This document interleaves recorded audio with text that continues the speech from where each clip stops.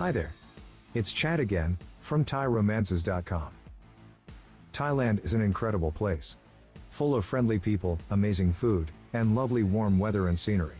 Taking that into account, it's no wonder that people want to go there and work remotely. Working remotely is something that's becoming more and more popular these days, especially for expats in Thailand.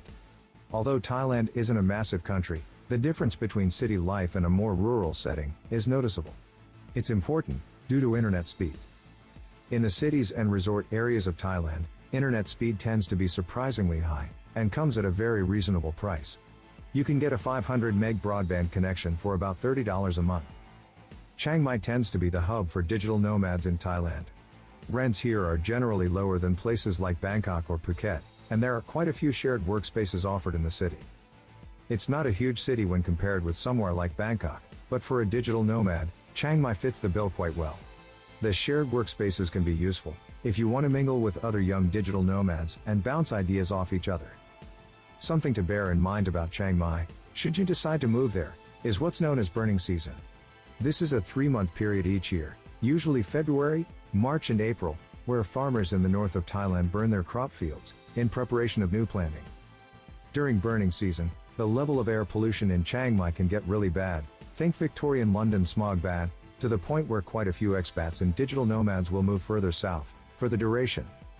With Bangkok being the capital city, you can expect rental prices to be somewhat higher than in other areas, and your expectations are correct.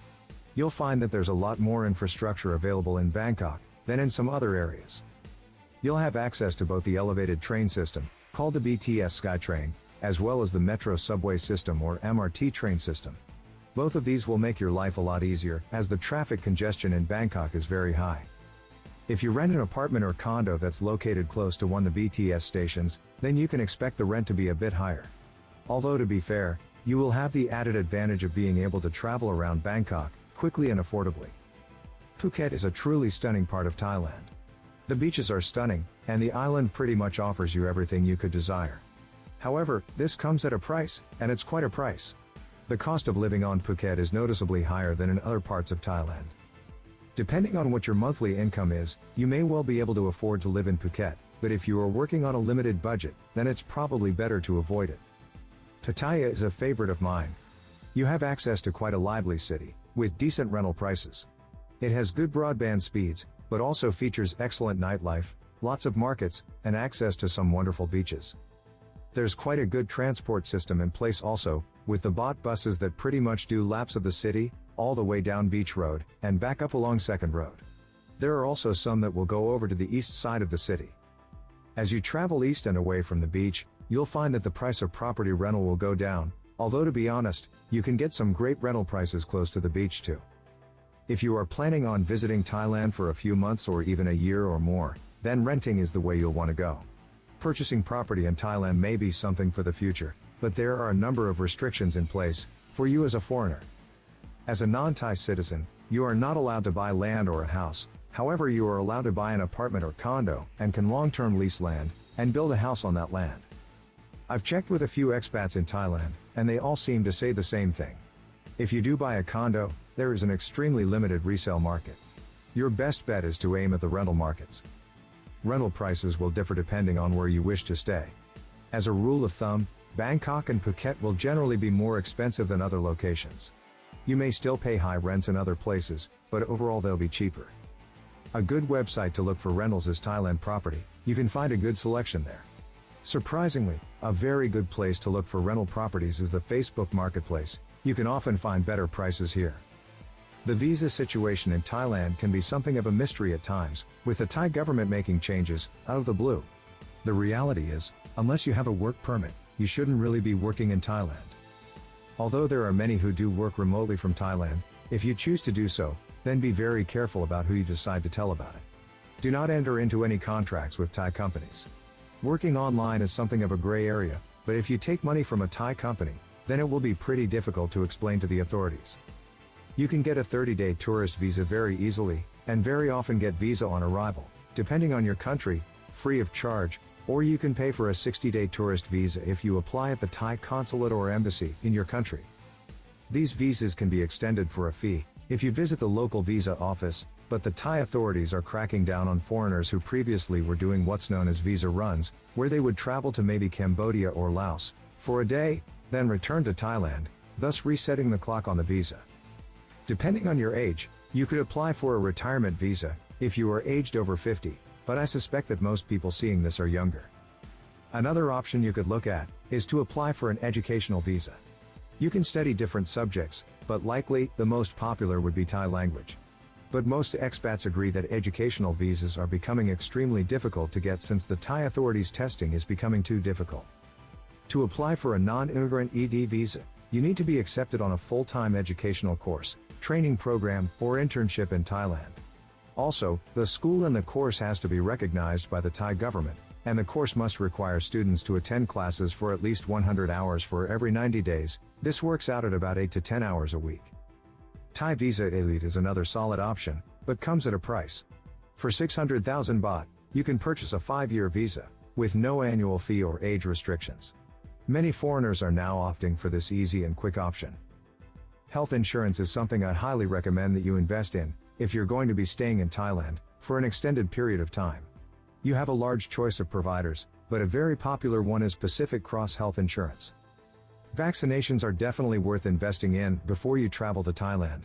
The ones you need to get will vary depending on which part of Thailand you intend to stay in. Some of the vaccines that you'd likely want to get would be measles, mumps, rubella, or MMR, polio, hepatitis, and, obviously, COVID. Without a full COVID vaccination in 2021, you will not be allowed to enter Thailand. It's best that you consult with your own doctor or medical professional and determine what vaccines would be required for your travel to Thailand. Depending on what type of remote work you will be doing, you may be able to supplement your income with some other online income. This may not be possible if you are bound to a set timetable. For example, if you are working remotely for a company in a different time zone, then you would have some free time in the morning or night time. There are some excellent online jobs that you could do which don't require specific training. Bear in mind though, I don't recommend these as your primary source of income, just as a way to maybe help top up the funds. An interesting one is usertesting.com. Once you register, you can put your name in the hat to be selected to review different things like mobile apps and websites. Sometimes, you'll need to vocalize as you test. Other times, you'll be asked to follow instructions, perform a set of actions, and maybe a short quiz at the end. Payment for successful tests varies, but it's usually about $10 for a 20-minute long test. This gets paid into your PayPal account 7 days after the test. If you are a proficient English speaker, then Cambly.com might be a very good option for you. It's a system that many people from Asia and the Middle East will use to practice their English skills. Your task is to help the students practice their English via webcam and VoIP. It also pays decently enough at $10 an hour. This may not sound like a huge amount, but an hour a day could cover your rent for the month. I think something that really needs to be emphasized is the need to be prepared before relocating to Thailand for remote working. For example, when everyone jumped on the Shopify bandwagon and decided that dropshipping was the future, quite a few of them moved to Chiang Mai. The issue with this was that a lot of these digital nomads who relocated hadn't actually got any Shopify stores or a proven audience in place before they moved. Added to that, with the increased competition from other dropshippers, their funds soon ran out and they had to move back home. Assuming that you're going to be working for yourself, I strongly recommend that you already have an established income stream before you relocate. Try to factor in unforeseen bumps in the road and prepare for them if possible. Take for example, the changes that Amazon made to the commissions they pay to their affiliates. Some of them dropped from 8% down to 3%. That made for a big drop in monthly income for a lot of bloggers. Teaching English online in Thailand can be a good way to supplement your income.